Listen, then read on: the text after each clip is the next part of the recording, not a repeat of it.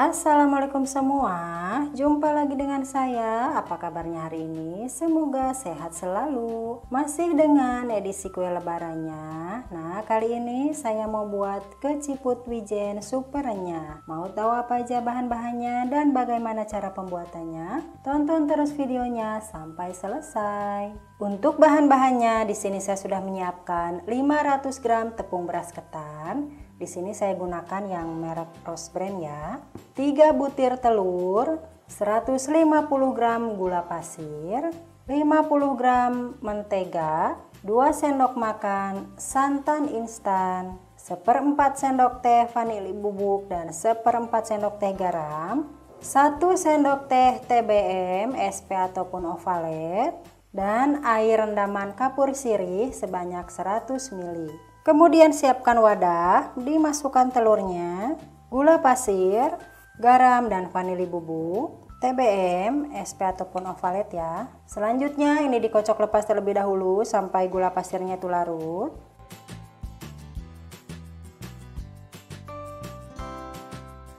Nah, setelah gula pasirnya itu larut, selanjutnya masukkan mentega. Ini saya pakai Blue Band ya. Kemudian santan. Ini saya gunakan santan instan yang kental, yang cair ya. Diaduk kembali sampai tercampur rata. Nah, ini dia udah tercampur rata ya. Kemudian masukkan tepung beras ketan. Ini secara bertahap. Akan saya masukkan sebanyak 2 kali ya. Diaduk rata terlebih dahulu.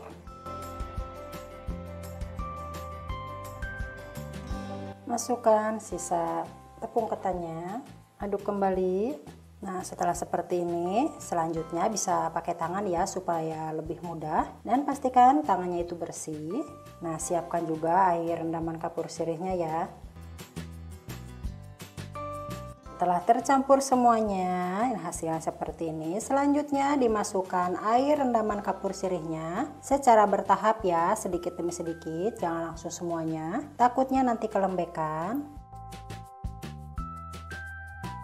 Nah, ini dia adonan kue keciputnya udah jadi ya, udah kalis, udah bisa dibentuk. Nah, jadi untuk 100 ml air rendaman kapur sirih ternyata itu kurang. Tadi saya tambahkan 2 sendok makan air biasa ya, dan jadinya cukup pas seperti ini. Selanjutnya adonan ini dibagi menjadi 2 bagian sama banyak ya.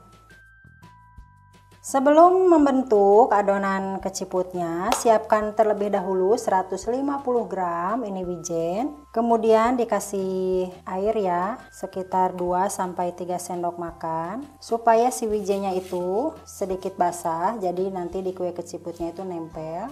Nah, ini dia wijennya udah siap. Tadi saya tambahkan air sebanyak 3 sendok makan. Disisihkan terlebih dahulu. Sekarang proses pembentukannya, ambil secukupnya adonan, kemudian dibulat-bulatkan. Untuk besar kecilnya bisa disesuaikan aja dengan selera ya. Masukkan ke wijen, ambil kembali.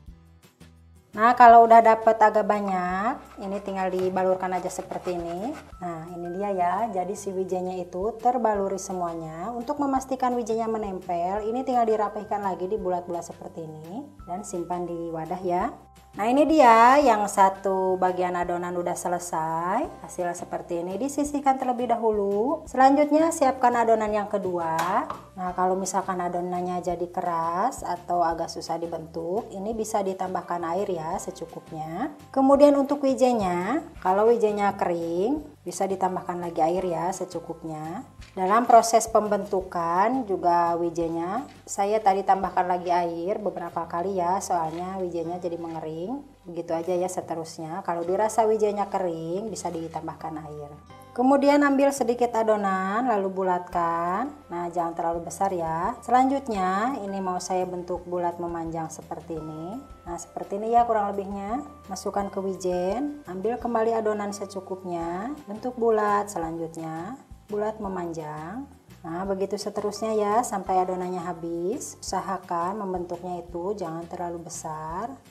Nah, setelah dibentuk semua, ini yang bulat ya, kemudian ini yang memanjang. Sekarang tinggal proses penggorengannya. Di sini saya sudah menyiapkan minyak goreng dan dipanaskan terlebih dahulu. Selanjutnya tinggal digoreng aja sampai matang. Jangan dibalik terlebih dahulu ya. biarkan sampai mengapung.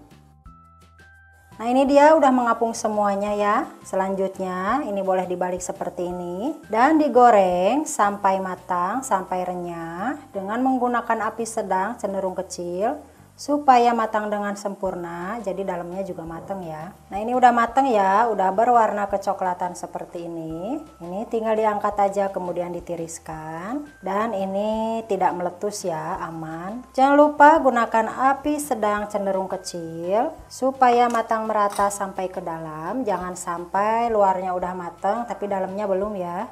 Dan bisa dilihat ya, ini wijennya tidak rontok, tidak begitu rontok ya. Selanjutnya tinggal digoreng aja yang panjang, yang bentuknya panjang ya. Sama aja seperti tadi, tunggu sampai mengapung baru nanti dibalik dan digoreng sampai matang, sampai berwarna kecoklatan.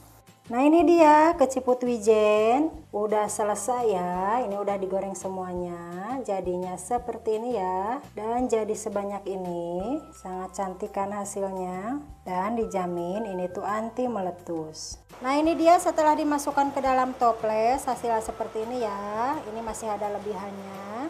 Jadinya lebih cantik lagi ya setelah dimasukkan ke dalam toples. Di sini saya menggunakan toples bening yang tinggi. Keciput wijen super renyah, anti ribet, siap dijadikan suguhan di hari lebaran nanti.